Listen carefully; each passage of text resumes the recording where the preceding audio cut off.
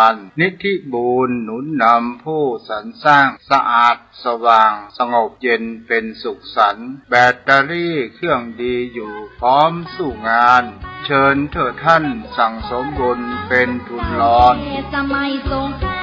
ขอเจริญพรศรัทธาญาติโยมนักศีลนักบุญผู้ใจบุญกุศลทุกท่าทางวัดทุ่งบักแก่ใต้มีการจัดงานอบรมสมโภชงานส่งน้ำองค์พระราชเจดีย์สิริปักเกตคำพระการฉลองตั้งวัด142 ปีในวันที่ 3 ถึงวันที่ 5 เดือนกรกฎาคมพุทธศักราช 2567 ในงานนี้ขอเชิญศรัทธาญาติโยมนักศีลนักบุญจมพ่อโยมแม่ญาติธรรมทุกคนได้ร่วมเป็นเจ้าภาพสังฆทานยอดทายทานโรงทานและน้ำดื่มตลอดจนถึงถวายพระทหารเพลพระสงฆ์องค์พระเจ้าในวันที่ 5 เดือนกรกฎาคมนี้ขออนุโมทนาบุญมาณโอกาสนี้ทำบุญหน่อยได้บุญนักทำบุญนักให้ได้บุญหลายๆอายุวันโนสุขะลาวัดบ้านเหล่าพระเจ้าตาเขียวตำบลบ้านเรือนอำเภอป่าซางจังหวัดลำพูนขอเชิญร่วมโครงการสร้างพระเจ้าตาเขียวจำลองเนื่องในโอกาสมหามงคลเฉลิมพระชนพรรษาพระบาทสมเด็จพระประเมนทรรามาธิบดีศรีสินธรมหาวชิราลงกรณ์พระวชิรเกล้าเจ้าอยู่หัวทรงเจริญพระชนมพรรษา6 รอบหรือ72 พรรษาในวันที่ 28 กรกฎาคม 2567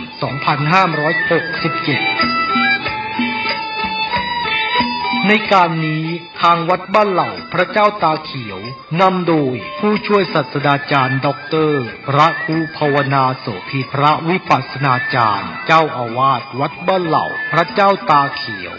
มีดำริพร้อมกับคณะกรรมการและวัยยาวัจกรและญาติโยมที่มาอุปถัมภ์มีความประสงค์จะหล่อองค์จำลองพระเจ้าตาเขียวขึ้นเพื่อเฉลิมพระเกียรติในงานมหามงคลดังกล่าวนี้โดยองค์จำลองของพระเจ้าตาเขียวมีขนาดความกว้างของหน้าตัก9 ฟุต 6 นิ้วซึ่งกำหนดจะเททองหล่อในวันที่ 18 กรกฎาคม 2567 เวลา 16:19 นาทีเรียนเชิญผู้ที่มีจิตศรัทธาร่วมทำบุญติดต่อสอบถามได้ที่เบอร์โทรศัพท์ 0969525159 วัดบ้านเหล่าพระเจ้าตาเขียวตำบลบ้านเรือนอำเภอป่าซางจังหวัดลำพูนท่านกำลังติดตามรับฟังสถานีวิทยุกระจายเสียงพระพุทธศาสนาแห่งชาติและสังคมคลื่นเพื่อการศึกษาพระพุทธศาสนาและวัฒนธรรมระบบ FM 104.5 เมกะเฮิรตซ์รายการต่อไปเป็นรายการคดีโลกคดีธรรม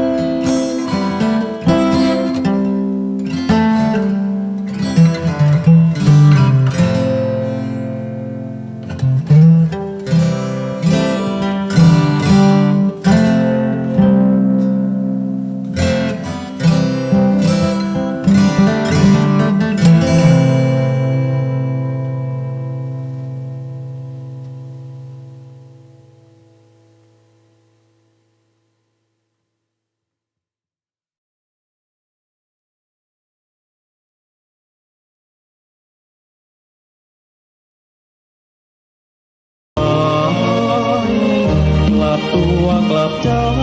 ยังไม่สายนะพี่น้อง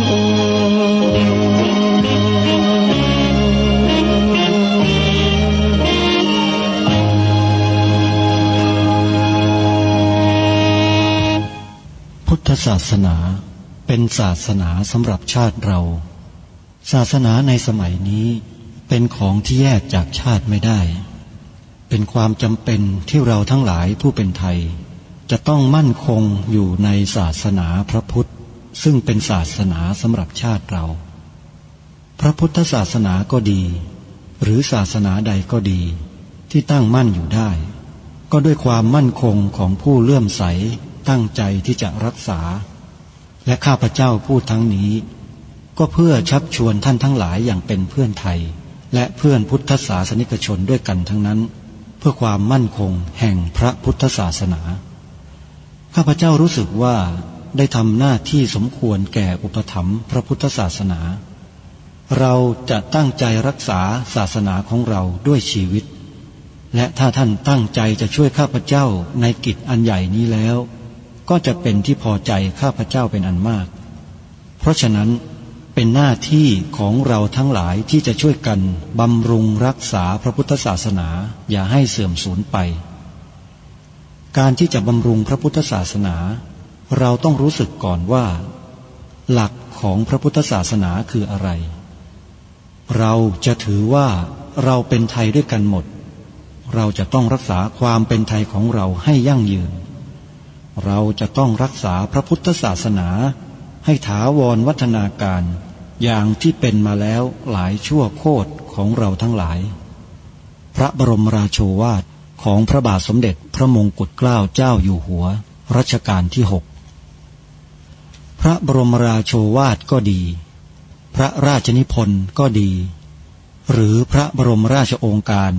ของพระมหากษัตริย์ถือเป็นบทบัญญัติแห่งกฎหมายทั้งหมดทั้งสิ้น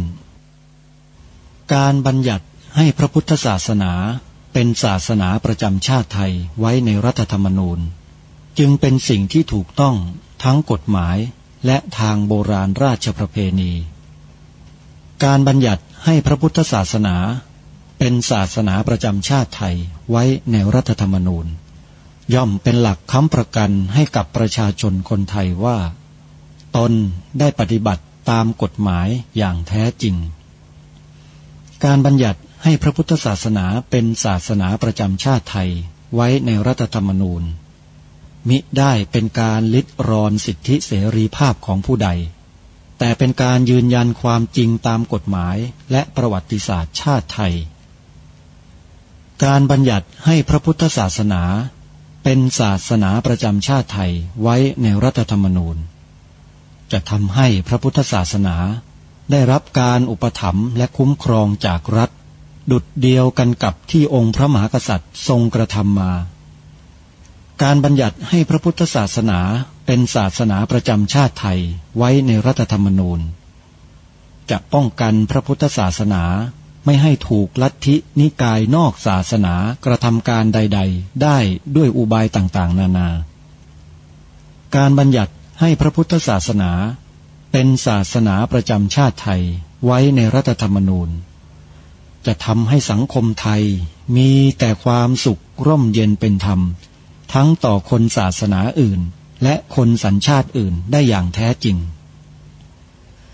แต่ถ้าไม่บัญญัติให้พระพุทธศาสนาเป็นศาสนาประจำชาติไทยไว้ในรัฐธรรมนูญในอนาคตประเทศไทยจะต้องตกอยู่ในสถานะเดียวกันกับพื้นที่3 จังหวัดชายแดนภาคใต้อย่างแน่นอนพระบรมราโชวาทพระบาทสมเด็จพระเจ้าอยู่หัวในมหาสมาคมณพระที่นั่งอมรินทร์วินิจฉัยในพระบรมมหาราชวังโดยที่พระพุทธศาสนาเป็นศาสนาประจำชาติของเราทั้งตามความศรัทธาเชื่อมั่นของข้าพเจ้าเองก็เห็นเป็นศาสนาที่ดีศาสนาหนึ่งเนื่องในบรรดาสัจธรรมคำสั่งสอนอันชอบด้วยเหตุผลจึงเคยคิดอยู่ว่าถ้าโอกาสอำนวยข้าพเจ้าควรจะได้บวชสักเวลาหนึ่งตามราชประเพณี ซึ่งจะเป็นทางสนองพระเดชพระคุณพระราชบูรพการีตามคตินิยมด้วย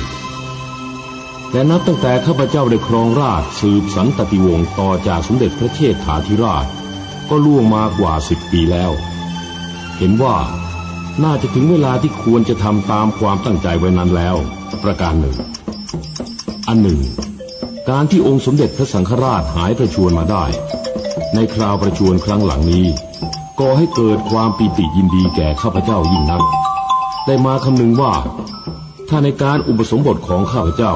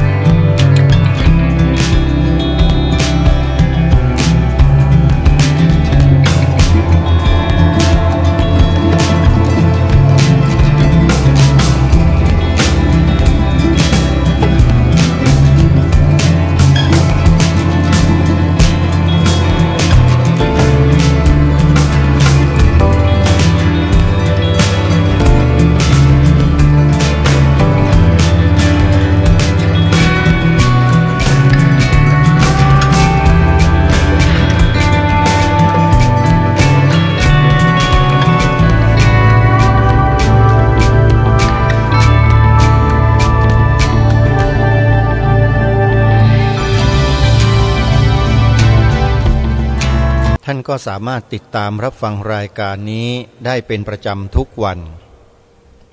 และในวันหนึ่งนั้นรายการคดีโลกคดีธรรมออกอากาศผ่านแอปพลิเคชันวิทยุพุทธศาสนาทั่วไทยนี้5 เวลาโดยที่สถานีวิทยุพระพุทธศาสนาแห่งชาติจังหวัดต่างๆนำไปออกอากาศต่างเวลากัน5 เวลาถ้าหากสาธุชนท่านใดพลาดในการฟังเวลาใดเวลาหนึ่งก็สามารถเปิดรับฟังในอีกเวลาหนึ่งได้หรือแม้แต่จะติดตามรับฟังย้อนหลังผ่านทาง YouTube ก็สามารถรับฟังได้เพียงท่านพิมพ์คำว่ารายการคดีโลกคดีธรรมวัดฝายหินท่านก็เปิดช่องวัดสายหินขึ้นมาแล้วก็เลือกติดตามรับฟังรายการคดีโลกคดีธรรมย้อนหลังได้มีอยู่หลายปีเลยทีเดียวแล้วก็มีทุกวันเกือบทุกวันเกือบ100%จะขาดตกบกพร่องไปบ้างก็เพียงแค่นิดหน่อยเล็กน้อยเท่านั้นเองเผื่อว่าท่านใครท่านใดที่ไม่เคยฟังรายการคดีโลกคดีธรรมมาก่อนแล้วต้องการจะศึกษาเรียนรู้ถึงที่มาที่ไปในการทำงานว่าในแต่ละช่วงของเดือนของปีที่ทางรายการคดีโลกคดีธรรมได้พูดได้ปรารภถึงเรื่องราวต่างๆที่ผ่านมานั้นในช่วงเดือนนั้นปีนั้นมีเหตุการณ์อะไรเกิดขึ้นพูดถึงในลักษณะเช่นใดแล้วยังคงสถานะของความเป็นไทยไว้ได้อย่างไรหมายถึงการนำเสนอจะเน้นให้ทุกคนช่วยกันปกป้องความเป็นไทยเป็นหลักแล้วผ่านมาได้อย่างไรนับเป็น10 ปีที่ผ่านมาเผื่อว่าต้องการจะฟังย้อนหลัง ต้องการไปดูบรรยากาศเมื่อ2 ปี3 ปี5 ปี7 ปี10 ปีที่แล้วก็สามารถเลื่อนไปรับฟังได้พิมพ์คำว่าคดีโลกคดีธรรมในเพจ Facebook ก็มีชื่อนี้เหมือนกันพิมพ์หาในชื่อเพจว่าคดีโลกคดีธรรมก็สามารถเปิดดูเนื้อหาสาระในเพจได้ซึ่งในอนาคตไม่แน่รายการคดีโลกคดีธรรมอาจจะออกรายการสดผ่านเพจคดีโลกคดีธรรมก็ได้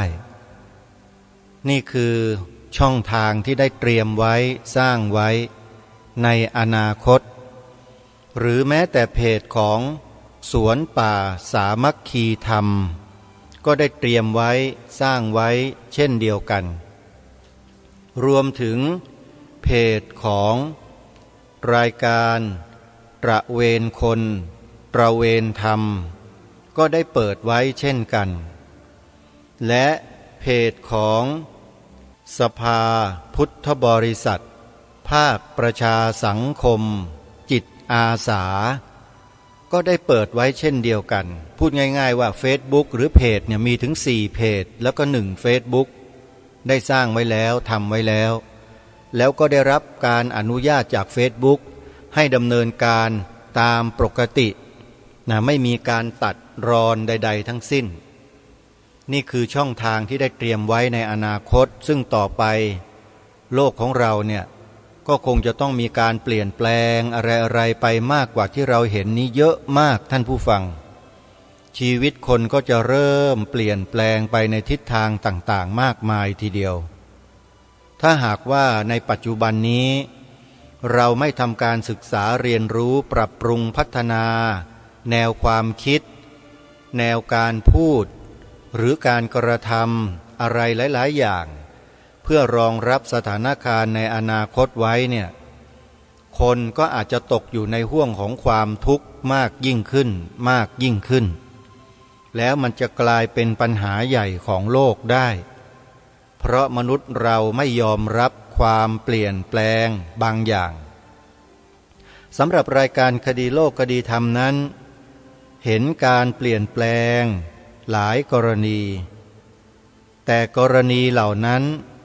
ไม่ได้ส่งผลกระทบอะไรกับงานที่ทำอยู่เพราะเป็นการเปลี่ยนแปลงในด้านของกายภาพแต่ทางมโนสำนึกของคนโดยเฉพาะประชาชนลูกหลานคนไทยเรานั้นยังมีการบูรณาการอุดมคติอุดมการณ์ของชาติลงสู่เยาวชนรุ่นใหม่ๆอยู่อย่างต่อเนื่องทั้งฝ่ายครูอาจารย์ที่อยู่ตามสถาบันการศึกษาไม่ว่าจะเป็นนักเรียนอนุบาลนักเรียนชั้นประถมต้นชั้นประถมปลายมัธยมต้นมัธยมปลายอุดมศึกษาปวชปวสเหล่านี้ก็ยังมีครูมีอาจารย์ที่ใฝ่สัมมาทิฏฐิอยู่อีกมากในส่วนของพระสงฆ์เองก็ได้ตั้งคณะครูพระสอนศีลธรรมขึ้นโดย2 มหาวิทยาลัยสงฆ์คือมหาวิทยาลัยมหามกุฏราชวิทยาลัยและมหาวิทยาลัยมหาจุฬาลงกรณราชวิทยาลัยซึ่งปฏิบัติหน้าที่ดำเนินการภายใต้กฎหมายพระราชบัญญัติถ้าหากว่าผู้ที่ใช้กฎหมายหรือใช้พระราชบัญญัติมหาวิทยาลัยทั้ง2 แห่งเป็นสัมมาทิฏฐิ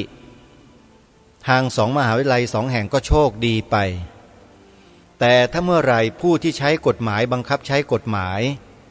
เป็นมิจฉาทิฏฐิแล้วใช้กฎหมายมาบังคับอะไรจะเกิดขึ้นในอนาคตอันนี้ไม่สามารถจะคาดการณ์และคาดเดาได้แต่เราสามารถป้องกันได้ด้วยอะไรไปออกกฎหมายทับซ้อนหรืออะไรอย่างนั้นหรือเปล่า เปล่าทำอย่างนั้นไม่ได้ฮะ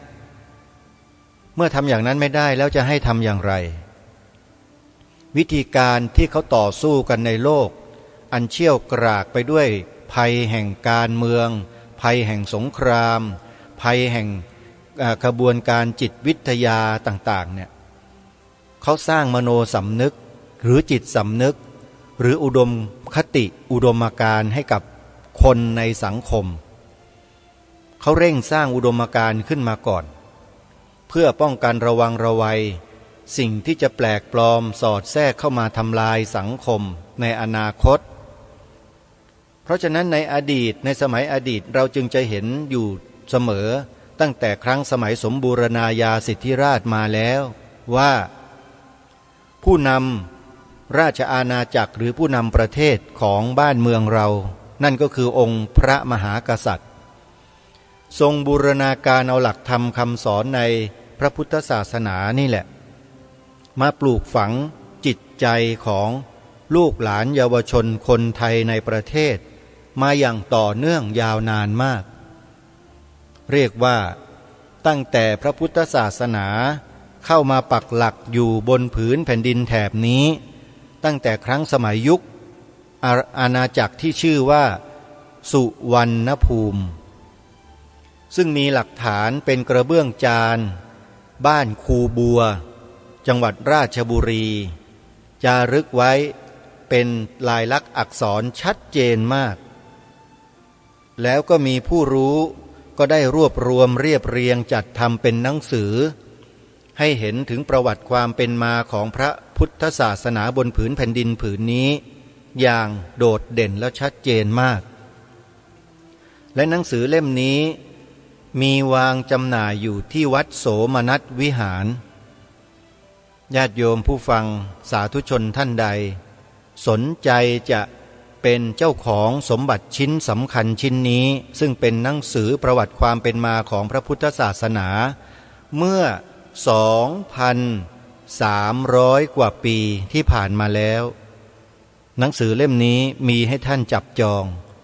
ที่วัดโสมนัสวิหารท่านสามารถเดินทางไปสอบถามและไปค้นคว้าหาดูใน Google พิมพ์ดูก่อนก็ได้นะฮะหนังสือนั้นมีชื่อว่าชื่อจะยาวนิดหนึ่งท่านต้องตั้งใจจดนะเพราะชื่อนั้นจดยากนะจดยากหนังสือมีชื่อว่าพระพุทธศาสนสุวรรณภูมิปกรณ์พระพุทธศาสนสุวรรณภูมิปกรณ์เห็นไหมฮะแค่อ่านชื่อนี่ก็อ่านจะแทบไม่ออกแล้วคนจดจะจดไหวไหมนี่อีกครั้งหนึ่งครั้งที่3นะหนังสือดังกล่าวมีชื่อว่าพระพุทธศาสน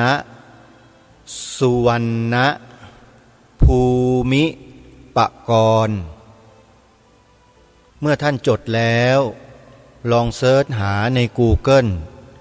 แล้วก็พิมพ์คำว่าวัดโสมนัสวิหารไว้ตอนท้ายของข้อความดังกล่าวด้วยเผื่อว่าจะมีใครไปโพสต์ไว้แนะนำให้เราได้รู้จักหนังสือชื่อว่าบางคนจดไม่ทันเอาจดใหม่โยมอีกครั้งหนึ่งนะพระพุทธศาสนสุวรรณภูมิปกรณ์อาตมาภาพได้มา1 เล่ม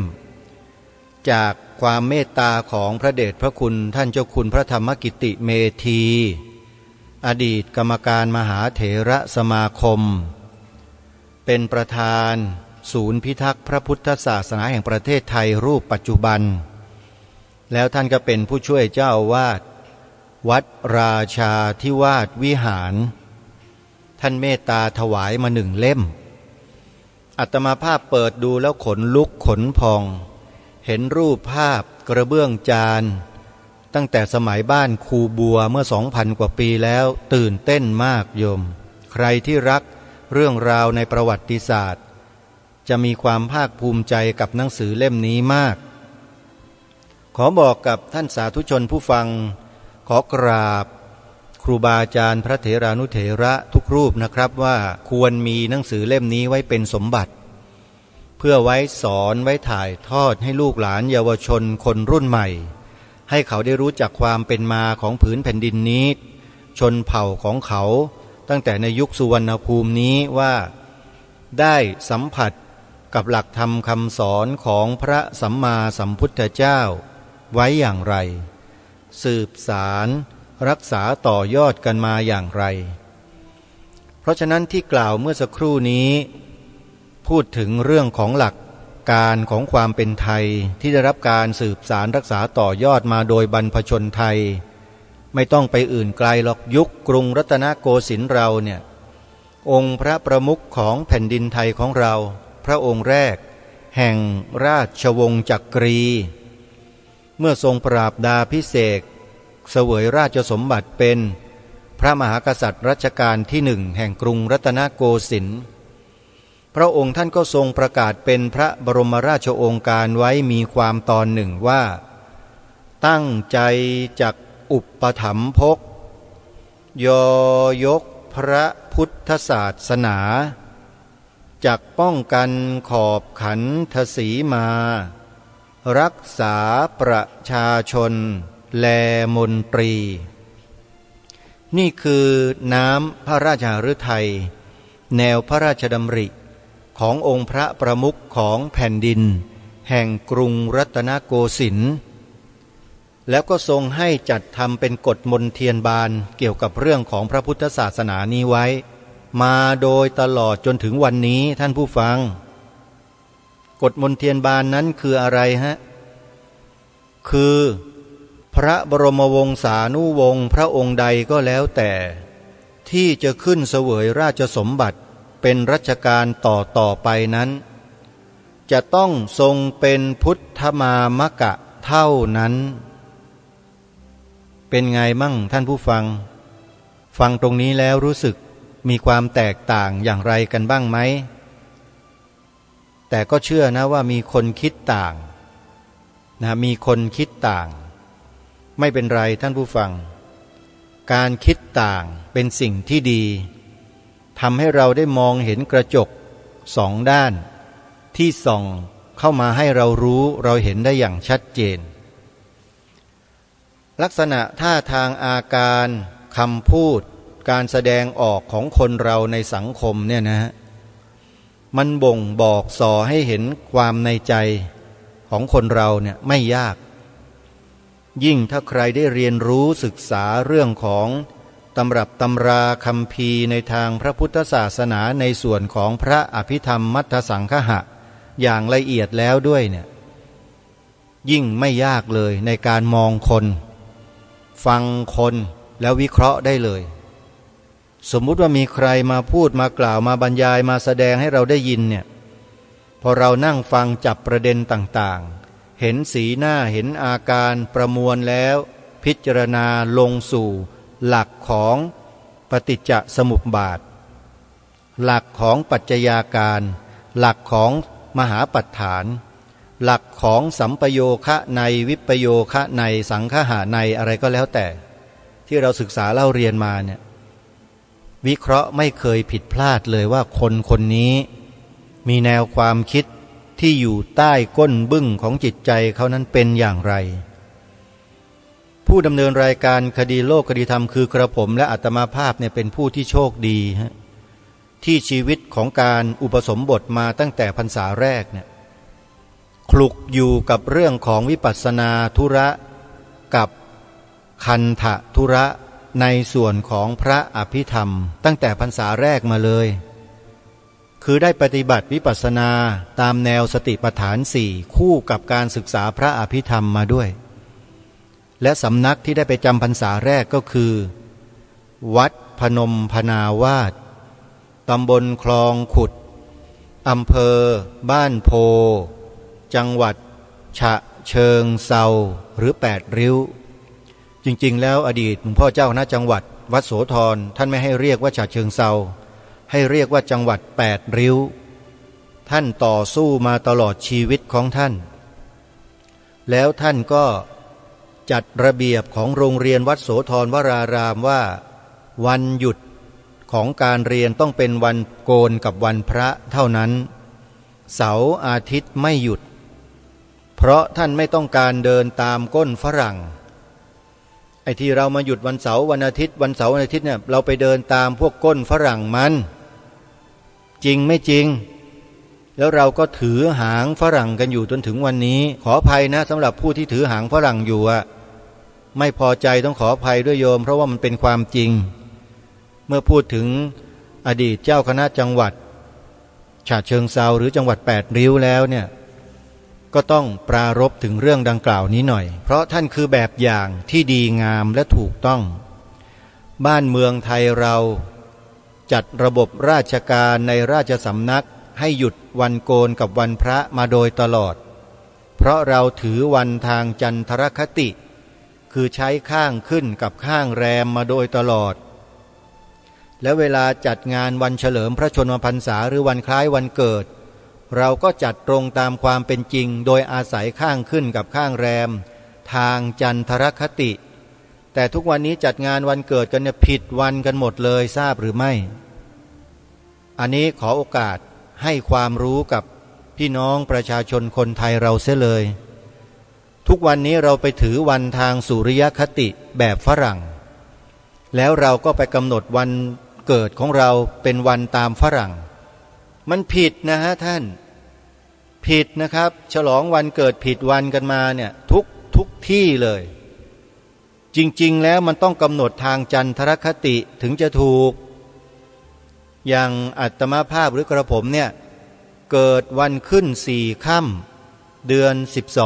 12ขึ้น4 ค่ำเดือน12มันไปอยู่กับวันไหนก็คือวันนั้นแหละคือวันเกิดแต่ทุกวันนี้ไปกำหนดเอาวันทางสุริยคติคือวันที่1ถึงวันที่31หรือวันที่30ของแต่ละเดือนไปเป็นวันกำหนดวันเกิดตัวเองผิดหมดเลยทั้งโลกเลย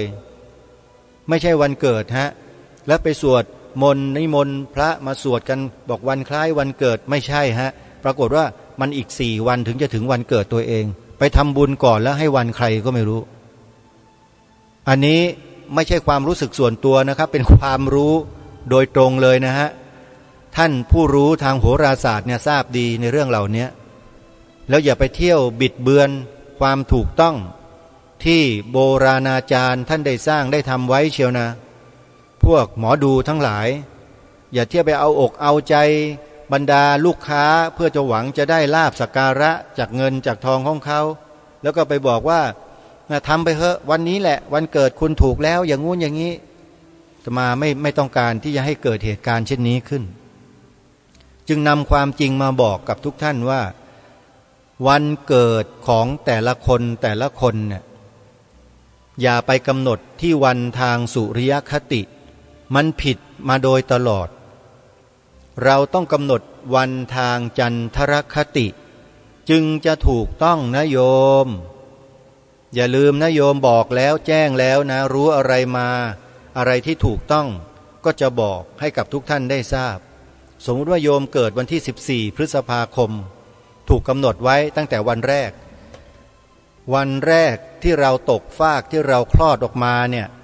พยาบาลสูตินรีเวชเนี่ยก็จะกระดูเลยเวลาว่ามันเท่าไหร่ตรงกับวันอะไรแล้วเขาก็จดวันนั้นไว้14 พฤษภาคมสมมุติ14 พฤษภาคมไปตรงกับใครบ้างก็ช่วยไม่ได้นะโยมแล้วเราก็ไปจดทะเบียนบันทึกหลักฐานไว้ในสาระบบของมโนประชากรว่าเราเกิดวันที่14 พฤษภาคมเราก็เลยใช้14 พฤษภาคมเนี่ยเป็นวันคล้ายวันเกิดเรามาตลอดชีวิตแต่หารู้ไม่ว่าวันเดือนปีเกิดที่มันผูกอยู่กับดวงชะตาของเราเนี่ยมันไม่ใช่วันที่14 พฤษภาคมท่านมันเป็นข้างขึ้นข้างแรมมันเป็นข้างขึ้นข้างแรมฮะมันไม่ใช่วันทางสุริยคติในปฏิทินนะครับใครไปกำหนดวันเกิดตัวเองอย่างนั้นผิดไม่ถูกแต่เมื่อสังคมเขายอมรับกันแล้วก็ยอมรับกันไปก็ยอมรับกันแบบผิดไปแค่นั้นเองก็ยอมรับกันสิว่าผิดไม่ใช่มาบอกว่าสิ่งที่ผู้ดำเนินรายการคดีโลกคดีธรรมพูดนี้ผิดไม่ใช่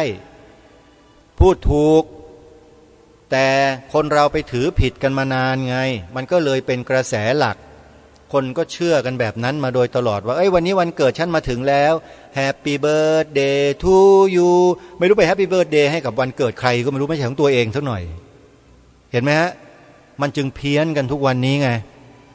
ทำบุญไม่ตรงกับสภาวะวันที่สมมุติของตนเองได้ถูกต้องจริงๆต้องกำหนดวันขึ้นวันแรมแล้วก็เดือนแบบไทยๆของเราอันนี้เป็นเกร็ดความรู้เล็กๆน้อยๆที่จะบอกกับนักจัดงานวันเกิดทั้งหลายให้ทราบด้วยว่าถ้าต้องการให้ตรงกับวันเกิดจริงๆเนี่ยให้ดูวันขึ้นข้างแรมแล้วก็เดือนทางจันทรคติอย่าไปดูปฏิทินมันผิดมันไม่ใช่วันเกิดจริงๆของเราเพราะฉะนั้นจงย้อนกลับไปดูปฏิทิน100 ปีท่านแล้วท่านจะเห็นว่าท่านเกิดข้างขึ้นหรือข้างแรมแล้วเดือนที่ท่านเกิดน่ะเป็นเดือนอะไรเดือนอ้ายเดือนยี่เดือน3 4 5 6 7 8 9 10 11 12นี่คือทางจันทรคติเขากำหนดเดือนแบบนี้ไม่ใช่เดือน1เดือน2นะอ่านผิดโบราณอาจารย์ท่านใช้คำว่าเดือนอ้ายเดือนยี่แล้วก็ถึงจะพูดถึงว่าเดือน3 4 5 6 7 8 9 10 11 12ต่อไปนี่คือความรู้ที่คนไทยเราเกือบทั้งประเทศก็ไม่รู้ก็รู้แต่เฉพาะคนที่เขาศึกษาเรียนรู้เท่านั้นเองโดยเฉพาะพวกโหราจารย์ทั้งหลายเวลาที่เขาจะดูดวงให้กับใครเนี่ยเขาไม่ได้ดูวันสุริยคตินะสุริยคติมันดูไม่ได้เพี้ยนเขาต้องผูกดวงโดยใช้วันทางจันทรคติมาทำการคำนวณทั้งนั้นเลยไม่ได้เอาทางสุริยคติวันที่เท่านั้นเท่านี้มาผูกไม่ใช่นะฮะเพราะฉะนั้นเราจะกำหนดวันคล้ายวันเกิดของเราจะทำบุญให้ตรงกับวันเนี่ยขอให้เราอย่าไปใส่ใจเรื่องของปฏิทินทิ้งไปเลยฮะขอให้ทิ้งไปเลยแล้วกำหนดวันทางจันทรคติของเราเกิดขึ้น4 ค่ำเดือน12อย่างเงี้ยก็ต้องรอให้ถึงวันขึ้น4 ค่ำเดือน12ถึงจะตรงกับฤกษ์ดวงดาวของเราที่โคจรมาครบนี่ดวงดาวยังมาไม่ถึงเลยปรากฏว่าทำบุญไปแล้วปรากฏว่ากระแสบุญเลยไปไหนไม่รู้ไม่ตรงกับดาวของเราอันนี้พูดถึงลักษณะของดวงดาวนะถ้าตามความเชื่ออันนี้สมมุติให้ฟังนะตามความเชื่อแต่จริงๆแล้วนักโหราศาสตร์เขาก็ทำอย่างนั้นแหละเขาไม่ได้ทำอย่างที่เราคิดหรอกถ้ามีคนทักท้วงบอกว่าอ้าวแล้วเวลาวันเกิดบุคคลสำคัญของชาติบ้านเมืองเขาก็ใช้ทางสุริยคติกันทั้งนั้นไม่ใช่หรืออ้าวก็ใช่สิก็ถูกต้องไงก็บอกว่าถือกันมาผิดอย่างนั้นตลอดนะก็ผิดไงล่ะท่านก็ไม่ได้บอกว่าไม่ใช่ยังไงก็ผิดทั้งนั้นแหละไม่ว่าใครก็ผิดแล้วถามว่าท่านเหล่านั้นแล้วถ้าทำถูกยังไงก็ทำเป็นการภายในสิครับทำเป็นการภายในเพื่อไม่ให้สังคมนั้นเกิดความสับสนก็เก็บเอาไว้ภายในเพราะในสังคมโดยส่วนใหญ่เขาไม่ยอมรับวันทางจันทรคติเหมือนดังสมัยโบราณอาจารย์ของเราแล้วแต่ถ้าเรารู้เราเข้าใจแล้วเห็นความสำคัญเนี่ยเราก็จะเดินตามจันทรคติถ้าจะผูกดวงเมืองดวงบ้านขึ้นบ้านใหม่จะใช้ฤกษ์งามยามดีอะไรก็แล้วแต่เขาใช้วันทางจันทรคติทั้งนั้นเลยอันนี้เป็นเรื่องของสถิติเรื่องของดวงดาวที่โคจรมาครบรอบปีเกิดของเราต้องดูวันทางจันทรคติเมื่อตรงแล้วก็ทำบุญวันนั้นเลยจัดฉลองกันวันนั้นเลยไม่ต้องไปสนใจเรื่องวันในปฏิทินว่า11 12 13 14 15อาทิตย์จันทร์อังคารไม่ต้องไปสนท่านไม่ต้องไปยุ่งถ้าต้องการความถูกต้องและแม่นยำเนี่ยวันทางจันทรคติจำไว้นะญาติโยมใครจะมาแฮปปี้เบิร์ธเดย์เราเนี่ยต้องถามก่อนเฮ้ยมาแฮปปี้เบิร์ธเดย์วันอะไรวันเกิดกูไม่ใช่วันนี้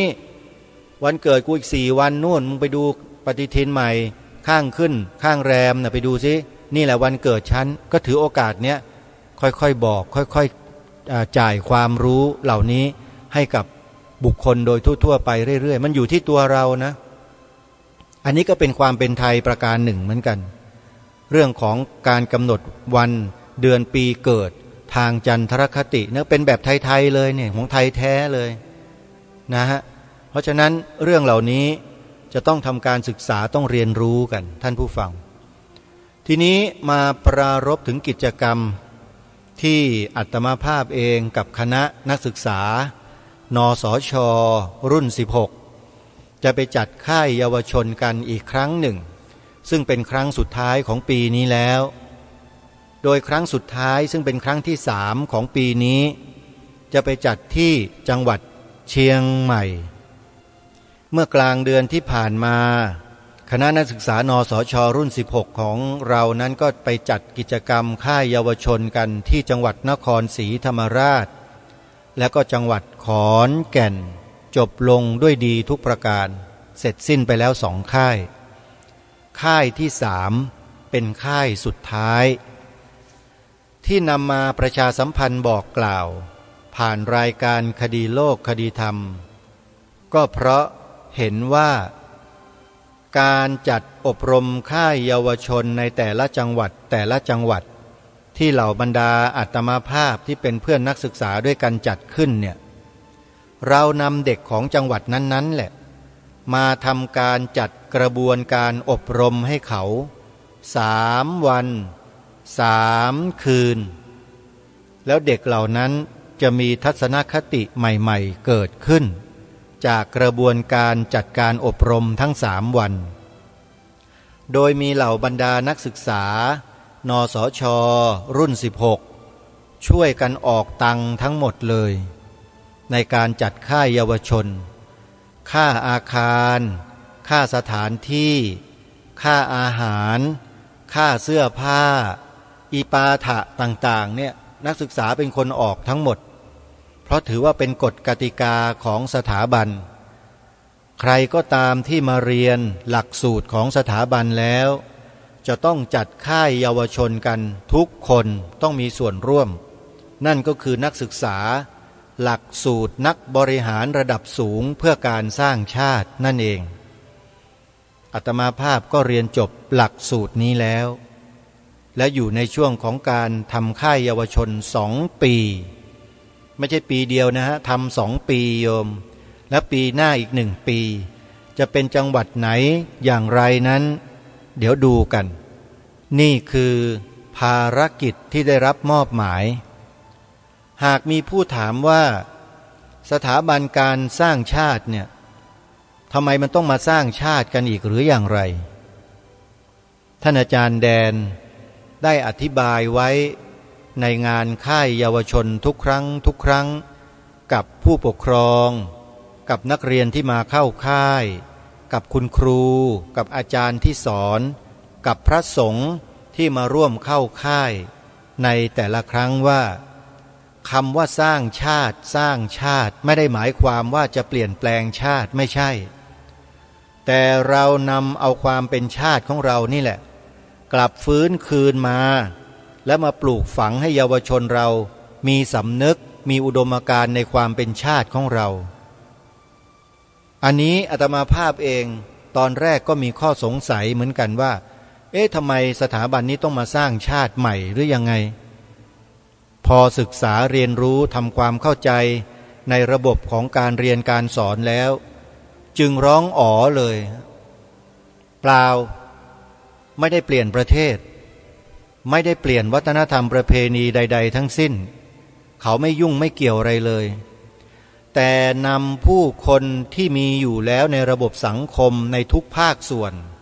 ไม่ว่าจะเป็นการเมืองการศาสนาการสังคมเศรษฐกิจหรือสถาบันการศึกษาข้าราชการ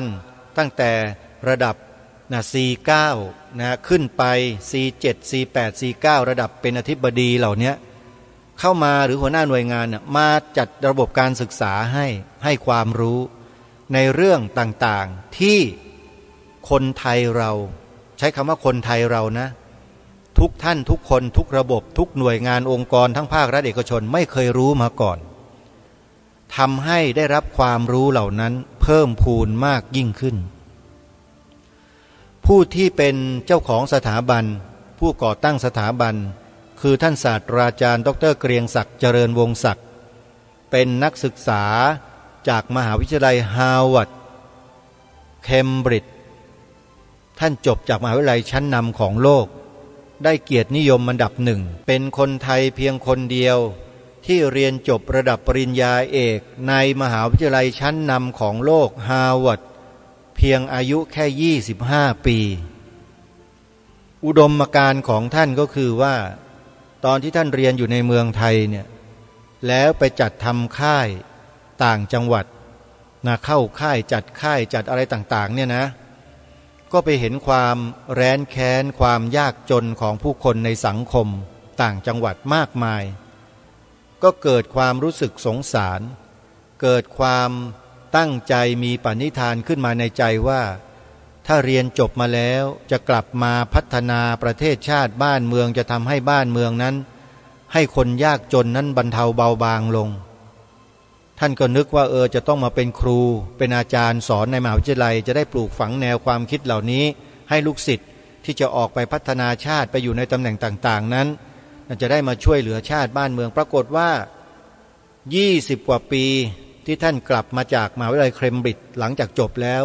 มานั่งเป็นที่ปรึกษานายกรัฐมนตรีที่ปรึกษารัฐมนตรีเป็นรัฐมนตรีกระทรวงนั้นกระทรวงนี้ต่างๆผ่านมาหมดแล้ว20 กว่าปีกระบวนการทางการเมืองท่านเรียนรู้หมดเลยท่านบอกว่าไม่เอาละล้างมือหมดเลยไม่สามารถที่จะทำให้การเมืองไทยเปลี่ยนแปลงไปในทิศทางที่ดีได้เราไม่สามารถจะทำได้เลยถ้าเข้าไปอยู่ตรงนั้นท่านก็เลยคิดหาวิธีว่าจะทำอย่างไรปี 2560 ท่านตั้งสถาบันการสร้างชาตินี้แหละขึ้นมาแล้วก็เชิญนักการเมืองน้ำดีข้าราชการน้ำดีพระสงฆ์จำนวนหนึ่งที่สนใจแล้วก็เชิญผู้ประกอบการเจ้าของกิจการภาคเอกชนที่มีความใฝ่ดีมารวมตัวกันมาศึกษาเรียนรู้ซึ่งกันและกันที่สถาบันการสร้างชาติตั้งแต่รุ่นที่หนึ่งมาจนถึงรุ่นปัจจุบันนี้รุ่นที่17กำลังเรียนอยู่ส่วนอาตมาภาพรุ่นที่16จบแล้วเป็นรุ่นที่มีพระสงฆ์มาเรียนมากที่สุดของสถาบันมีถึง20 กว่ารูปสถาบันอื่นๆอย่างมากก็11 รูป12 รูป14 รูปอยู่แค่นี้แหละไม่เกินนี้บางรุ่นก็7 รูป8 รูปแต่นสช.รุ่น16มีถึง24 รูปท่านผู้ฟัง2 โหลถือว่าเยอะมากและพระสงฆ์ในรุ่น16นี้ได้สร้างประวัติศาสตร์น่าสำคัญขึ้นให้กับสถาบันการสร้างชาติด้วยการออกค่ายเยาวชนนี่แหละค่ายเยาวชนที่สำเร็จลงได้ด้วยดีส่วนหนึ่งเกิดจากฝีมือของพระสงฆ์เราโยมแล้วเนี่ยจะไปจัดค่ายครั้งสุดท้ายกันที่จังหวัดเชียงใหม่เนี่ยโยมแล้วโยมจะไม่คิดที่จะไปศึกษาเรียนรู้ไปดูไปช่วยสนับสนุนเป็นสปอนเซอร์ให้ขนมให้อาหารแก่ลูกๆหลานๆของโยมเลยหรือมีแต่ลูกหลานชาวจังหวัดเชียงใหม่ทั้งนั้นเลยที่ไปเข้ารับการอบรมค่ายเยาวชนในครั้งนี้เนี่ยอาตมาภาพเลยขอเชิญชวนญาติโยมนิมนต์พ่อแม่ครูบาอาจารย์ไปร่วมสนับสนุนลูกหลานเราที่จะเข้าค่ายอบรมเยาวชนกัน3 วันที่วัดพระธาตุดอยสะเก็ดวัดพระธาตุดอยสะเก็ดครับอยู่ที่อำเภอดอยสะเก็ดจังหวัดเชียงใหม่เรานี่แหละกระผมคณะของนักศึกษานสช.รุ่น16ได้มาประสานงานขอใช้สถานที่วัดพระธาตุดอยสะเก็ดกับพระเดชพระคุณเจ้าอาวาสไว้เป็นที่เรียบร้อยแล้วท่านอนุมัติเรียบร้อยแล้ววางแผนงานไว้หมดแล้วกำหนดวันกันเรียบร้อยแล้วว่า จะใช้สถานที่วัดพระธาตุดอยสะเก็ดจัดทำค่ายอบรมเยาวชนในระหว่างวันที่12ถึง14กรกฎาคม12ถึง14กรกฎาคมตรงกับวันศุกร์วันเสาร์วันอาทิตย์จึงขอเรียนเชิญเจริญพรญาติโยมทุกท่านมีส่วนร่วมสนับสนุนลูกหลานเยาวชนของเราจำนวน300กว่าชีวิตที่จะเข้าไปอบรมค่ายเยาวชนครั้งนี้ใครที่สนใจจะมีส่วนร่วมสนับสนุนค่ายเยาวชนครั้งนี้ก็สามารถติดต่อสอบถามรายละเอียดเข้าไปที่หมายเลขโทรศัพท์นี้ได้เลยช่วยบอกกับเจ้าหน้าที่เขาด้วยว่าได้ติดตามรับฟังรายการคดีโลกคดีธรรมแนะนำมาเพื่อที่จะให้เขาได้ทราบที่มาที่ไปด้วยว่าผู้ที่โทรศัพท์มานั้นไม่ใช่เป็นแก๊ง call center เดี๋ยวเขาจะตกใจไม่รู้จักเบอร์โทรศัพท์โยมต้องแจ้งบอกเขาด้วยว่าฟังจากรายการคดีโลกคดีธรรมแล้วก็บอกเขาไปนิดนึงว่ารายการไหนผมไม่เคยได้ยินก็ที่หลวงพี่ใหญ่เขาจัดรายการอยู่เพราะว่าในเพื่อนๆนสช.ด้วยกันเขารู้จักอาตมาภาพในนามของนิกเนมนะโยมชื่อเล่นอาตมาชื่อหลวงพี่ใหญ่นะโยมนะบอกเลยว่าได้เบอร์มาจากหลวงพี่ใหญ่จัดรายการวิทยุอยู่ที่วัดหนองกายจัดรายการอยู่ที่วัดฝายหินได้ยินท่านประกาศว่าให้ญาติโยมมาสนับสนุนค่ายลูกหลานเยาวชนของจังหวัดเชียงใหม่ที่จะจัดขึ้นที่วัดพระธาตุดอยสะเก็ดก็เลยโทรศัพท์มาสอบถามรายละเอียดโยมจดเบอร์ไว้นะจดเบอร์โทรศัพท์ไว้เป็นเบอร์ของ CEO ค่ายเยาวชนครั้งนี้เป็นนักศึกษารุ่นเดียวกับอาตมานี่แหละชื่อพี่อาทิตย์ชื่ออาทิตย์นะโยมนะโยมจดเบอร์นะ090909917อีกครั้งหนึ่งนะเบอร์โทรศัพท์ติดต่อเพื่อขอสนับสนุนลูกหลานเยาวชนเข้าค่ายกันที่วัดพระธาตุดอยสะเก็ดนะโยมนะโทรไปที่090909917ขออนุโมทนาบุญและพบกันนะใครจะไปดูงานก็ไปได้นิมนต์พระสงฆ์นะครับพระเถรานุเถระครูบาอาจารย์รูปใดที่จะร่วมค่ายเยาวชนครั้งนี้เขาจะมีให้พระสงฆ์1 วันครับมีให้1 วันที่นิมนต์พระสงฆ์เข้าร่วมค่ายเยาวชนครั้งนี้ก็จะมีในส่วนของพระสงฆ์ดูแลกันนะในที่นี้ก็คือผมเองครับเป็นผู้ดูแลในส่วนของพระสงฆ์ที่มาเข้าค่ายครั้งนี้จะเปิดนะพื้นที่ให้พระสงฆ์ในจังหวัดเชียงใหม่ได้เข้ามาทำการศึกษาเรียนรู้ถึงสถาบันการสร้างชาติแห่งนี้ว่าเขาทำอะไรเขาคิดอะไรเขามีเจตนาอะไรทำไมจึงตั้งสถาบันการสร้างชาติ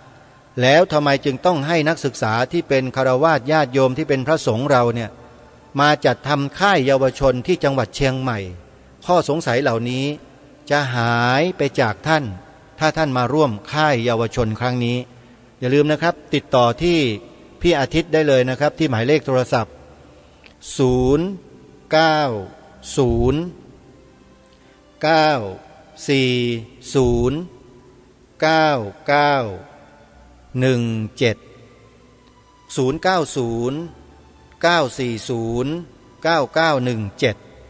นะฮะแล้วพบกันที่วัดพระธาตุดอยสะเก็ด12ถึง14กรกฎาคมเดือนหน้าวันนี้เวลาของรายการหมดท่านผู้ฟังต้องขอสมยุติรายการไว้แต่เพียงเท่านี้พบกับรายการได้ใหม่ในวันต่อไปขอความสุขความสวัสดีในธรรมแห่งองค์สมเด็จพระบรมศาสดาสัมมาสัมพุทธเจ้าจงปรากฏเกิดมีขึ้นในจิตใจของท่านผู้ฟังทุกท่านทุกคนเทินขอเจริญพร